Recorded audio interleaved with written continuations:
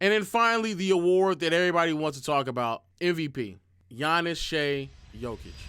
For those who are unaware, today was the day they announced the award finalists. I have not said my awards yet, but today we're going to get into who I believe should win it, talk about the predictions, and maybe get a little nasty. You know how that goes. Y'all know how I be. First thing first, we have the NBA Most Improved Award. Probably one of the most contentious awards because a lot of people are trying to change the identity of what the award is supposed to be. And it seems as if like people are still leaning in the direction that a lottery pick having a breakout season should win the award, even though I don't think that's what the award initially was for. Cade, Dyson, and Zubac.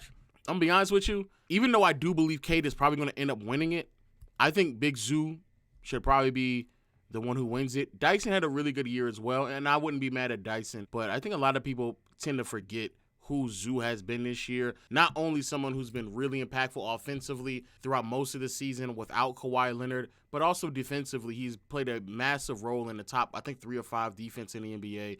And I think that a lot of what he has done on both sides of the floor has really allowed that team out in LA to kind of weather the storm without Kawhi. I would go with Big Zoo, and he's been a major role in that. I would go with Big Zoo to the point where he might actually be not only all-star caliber, but fringe all-NBA as well. So I'm going to go with Big Zoo. I personally believe that Austin Reeves should have been a finalist over Cade because I feel like a lot of people, when they talk about Cade, they allow the losses to kind of like dictate the type of player he was last year.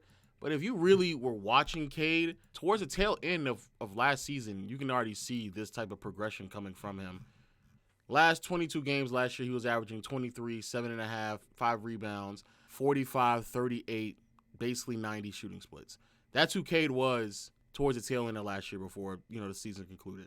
He was already on this trajectory. It's not really a surprise, and I don't think he's improved that significantly from where he's at today to where he was at last year. I think a lot of people get caught up in the win-loss column rather than the actual improvement of said player. Yeah. Outside of Cade, I think he's a fine finalist, and I would probably lean more Big Zoo than anything else. Moving on. DPOY, another pretty contentious conversation. Especially since Wemby got hurt. He's no longer eligible, and I do believe there is a disingenuous conversation being centered around the idea. There's a bit of a conversation about Draymond begging for the spotlight to be a finalist, or at least be in a conversation to win it. I think a lot of people who say that are being extraordinarily disingenuous about what Draymond has been doing the entire season, because he's been a really great defender damn near from start to finish. And even though I don't think that Draymond is going to win the award, I will say this. Shout out to Draymond. It does not get talked about enough. This brother is in year what? 12, 13? 13, year 13 as an all-league defender. He's going to make an all-league defensive team this year. They'll put him at 9 throughout his career. Even in years in which he didn't receive it, a lot of it had to do with not enough games played. Last year, I think he was an all-league defender. 2020, maybe not so much because he played half the season, but he made it in 2021. But making 9 all-defensive teams does put you in a different category. If I had to guess, I think there's only like 6 players in NBA history to make 9 or more all-defensive teams. Kobe, Duncan, Garnett, Pippen, Bobby Jones, Kareem. 1, 2, 3, 4, 5, 6. So 9 or more. Oh, there's way more. 6, so it's 12. 12 players. I was wrong on that one. But still, shout out to Draymond. I think that it's not getting talked about enough that he is playing at this level at this stage of his career. If he gets another one beyond this season, he will join the 6 that I had already named in Duncan. Yeah, I got at least the top 6. Duncan, Kobe, Garnett, Kareem, Bobby Jones, and Pippen. Shout out to Pippen. 10 is actually very impressive. But 12 throughout NBA history, having 9 or more, joining a very, very, very impressive cast of defensive players. And regardless if he wins it or not, he will be in those conversations at bare minimum. And then also another Defensive Player of the Year award for Draymond. I think will also do wonders for his legacy. Finishing with 2 DPOYs will certainly put him in a different class. Because I think a lot of people, for whatever reason, tend to undermine who Draymond was throughout this massive stretch of success from them.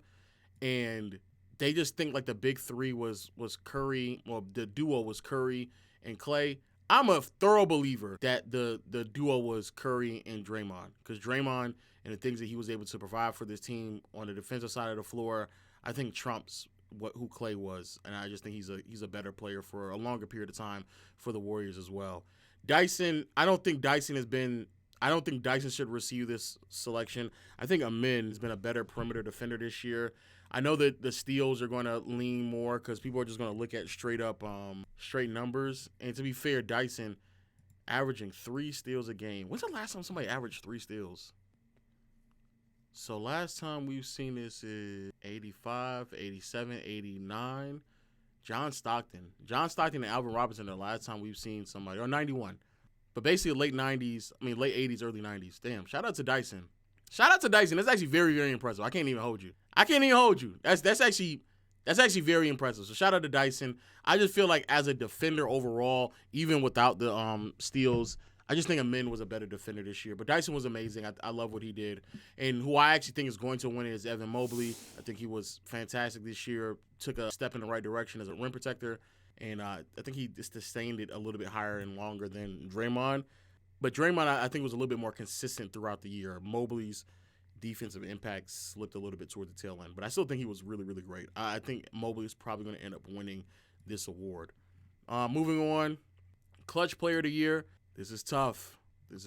I'm probably going to lean more Brunson, mainly because Brunson's still on a Knicks team that I think that, brother, the problem with the Knicks is that they still rely way too much on Brunson. Like, way too much. Is there a lot of people saying Braun in the chat? I see the Bronze. But to be fair, I do think that in the clutch, in late game situations, the Knicks look significantly different when Brunson wasn't there. You can say the same thing about Jokic as well. But I think there's just not enough shot creation and offense that kind of runs through anybody else on this team. So I think that I think Brunson should have been there. I'm not too familiar on Ant's game in late game situations, and I'm actually let's see what the stats say.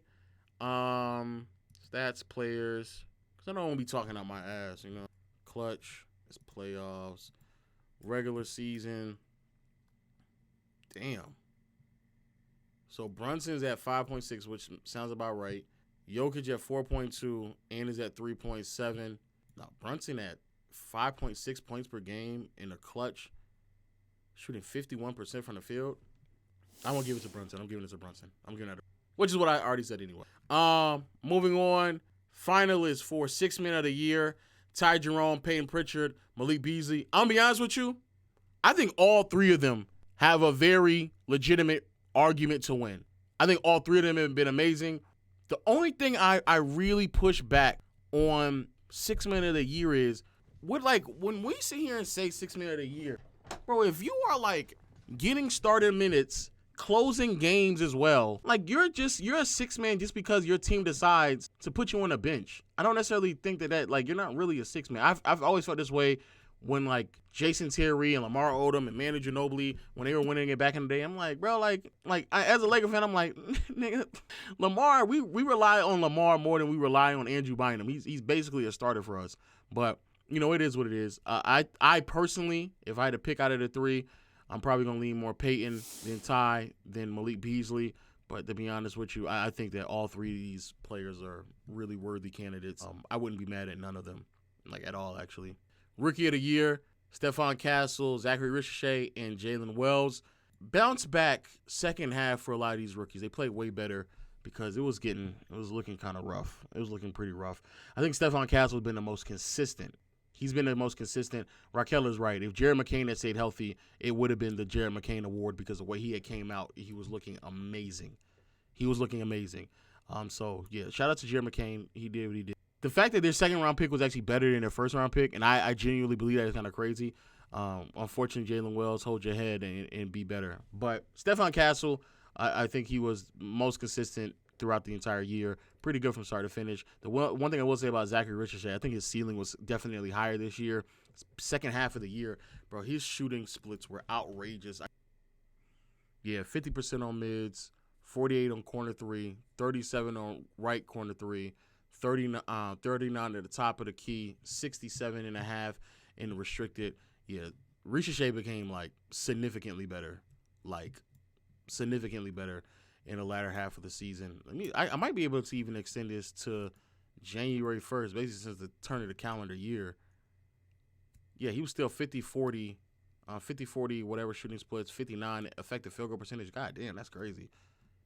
And yeah, it's still all there basically. A little bit drop off from above the break three, but yeah. Ricoche in the second half of the season was substantially better and like just noticeably better shooter.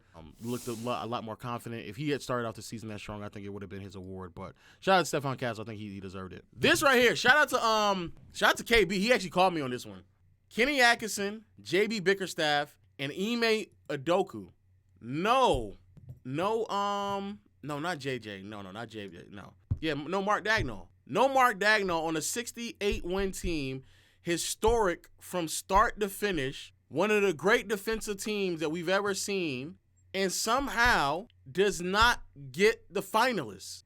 Ime gets it because the Rockets are a massive surprise, and I think that same with JB. I think the Rockets and Pistons exceeded expectations, and so that's why they're in the conversation.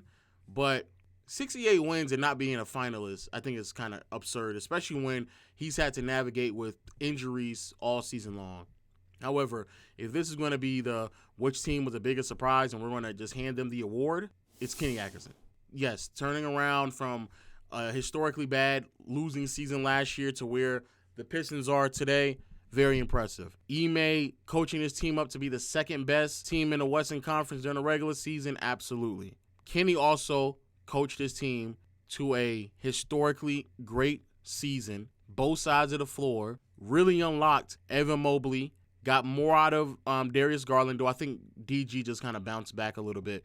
I think that this is Kenny's award to lose, but if you're awarding Kenny this because of wins, I don't see how Mark isn't at bare minimum a finalist. I don't think he's I don't understand he's not a finalist. And then finally, the award that everybody wants to talk about, MVP, Giannis Shai Jokic. First of all, shout out to Giannis. Shout out to the voters for actually giving Giannis the votes to get him as a finalist, because I do believe that Giannis should be a finalist. We starting to get to this point where a lot of who Giannis is and what he's providing to this NBA going under the radar on some real shit. Let's be clear. 30, 10, and 6 for the second or third year in a row. Crazy. Better defensive year this year than it was last year. Crazy. And in the last, I want to say those stretch of games where Dame wasn't playing, the things that Giannis was doing, absurd. Matter of fact, and again, I know this isn't like the last month award, but I do want to just highlight what the shit that Giannis was doing at the end of the season was actually quite as kept. It was crazy. 30, 28, 23, 36, 35, 37, 31, 30, 31, 32. Last 10 games of the season, he was 31 points, 12 rebounds, 9 assists, 61% from the field. He was amazing. 67% from the free throw line, which is, I don't know if that's high for Giannis. I said that like it was like something crazy. That may just be normal for Giannis. But yeah, Giannis was basically averaging a 30-point triple-double. And yeah, no Dame, which we'll talk about that later. We'll talk about it another day. But I want to say shout out to Giannis because he had an amazing season this year. Improved mid-range shooting, and I think the Bucks, certainly as bad as they've been built, would not be able to get to the point that they're at. But the point in which I think a lot of people want to talk about.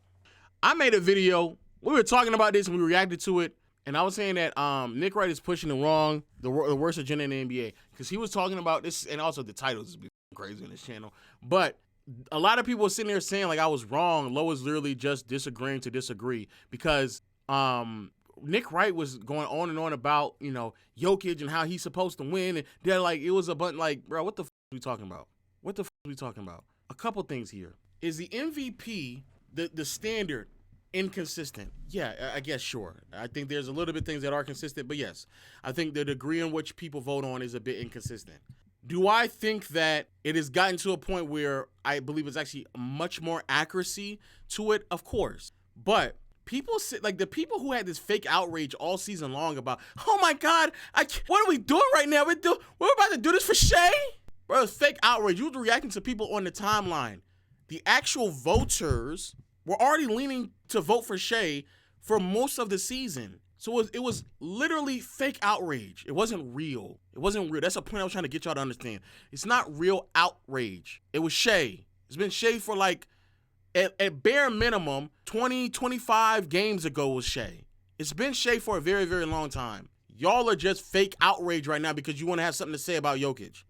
Secondly, is it inconsistent? Yes. And the funny part about it is, and I thought about this, bro, the OKC fans who are running around saying, record, the record matters so much, it doesn't matter what Jokic is doing, he can average a triple-double, but the record matters, The irony is that you niggas was rooting for Russ to get an MVP because he had a triple-double regardless of his record. I'm going to just let that sit there for a second. I'm going to let this sit, and he had fewer wins. I'm going to let this sit there for a second. And yeah, they were saying the same thing about Luka last year. But I'm gonna let that sit there for a second. Now, however, there was one thing that I think that a lot of people that's kind of pissing me off about the MVP. I don't want the MVP award to turn into the on-off award. Oh, when he's off the floor, then because I think that diminishes what value actually is.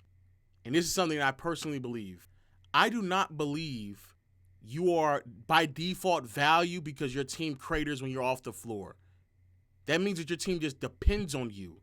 But I shouldn't be punished because I actually elevate my teammates around me to the point where I allow them to grow in a role that may take away from my statistics. Because the truth of the matter is, if I'm knowledgeable enough, I know that we're not going to win anyway if my team becomes that dependent on me. The true identity of elevation and making your teammates better, or is their ability to still win even when you have a bad game. You have to prepare them for those moments because those moments are bound to happen. You need to prepare them for the moments in which you are off the court because, of course, those moments are going to have to happen. I do not believe by default you should win the award because when you step off the floor, your team craters. I don't believe that to be the case. I think in all honesty, in many regards, you need to be a better leader and try to figure out what can I do to make you better when I'm not on the floor? How can I talk you through these things? Because that's what, that is, genuinely speaking, that's what literally would be making your teammates better. However, the game that we're playing is very dangerous about when they're off the floor, how bad do they look? Because then we might have to go back and then say, well, when Jordan was off the floor, we know what the Bulls look like because they still won 55 games the following year. LeBron won 2 MVPs playing next to both D-Wade and Bosh. They definitely would have been in the playoffs in 2012 and 2013 without him. So I don't think it should be the Magic Johnson won MVP, Kareem won an MVP when they both played alongside one another. Bird won 3 MVPs in a row despite being on some of the most talented rosters in NBA history. Like, the award has never been, if we take said player off the team, what do they look like? And I fear that that's what a lot of people are trying to turn it into by just overly depending on on-off numbers. I think that's a bit silly. And also, which also kind of gets me to the point of me saying, I personally value ceiling raising more than floor raising because I think most all-time great players, superstars, players who will be in the MVP race can floor raise. I don't think a floor raising is impressive, but that's something that all 3 of them can do. Can you ceiling raise to a near 70-win season? Can you ceiling raise to when you're on the floor, the net rating is like plus 18? Can you do those things? And I think that that's what should be granted. That's what should be applauded. And that's more aligning with a lot of a lot of the players who won the award. I say all of that to say Shai should be the MVP. He should be the MVP. And on top of that, for the people who are going to sit there and say, he's not better. Who's a better player? That's also not what the award has been. And nor should it be. It should not be the who's the best player award. It should not be that. I don't agree with that, but as y'all already know how I feel about Jokic. I feel like Jokic is the best player in the league. I think that Jokic had one of the greatest seasons in NBA history. I told you all 2 years ago that Jokic is the greatest offensive player the league has ever seen. It is crazy to me that people had to watch this man average a triple-double to come to those conclusions. I still cringe when people sit here and say, oh, he's the best passing big man. No, he's one of the best passers, period. He didn't need to average 10 assists for me to acknowledge that either. I've been saying that for 2 years now. I don't know what more can be said. He finished top 3 in points, rebounds, assists, and steals. Top 3. He was amazing this year. He was fantastic. More than which I can ever answer. And I think that both of them should be in conversations to win the award. But at the end of the day, I know what the award is. I don't go back on a year-to-year basis and tell myself, oh, man, this person won the award, so that means that this person was the best player in the league that year. No, I don't think Barkley was ever the best player. I don't think that Karl Malone was the best player. I don't think that Iverson was the best player. Nash was never the best player. Dirk was never the best player. Derrick Rose was never the best player. I don't. Russ, Harden, none of those things. I don't believe those things at all. So no, we should not make it that award. I think that's silly. But that's it. I think they got most of the finalists right though. And no, JJ should not be in Coach of the Year conversations. I saw some of y'all say that. No.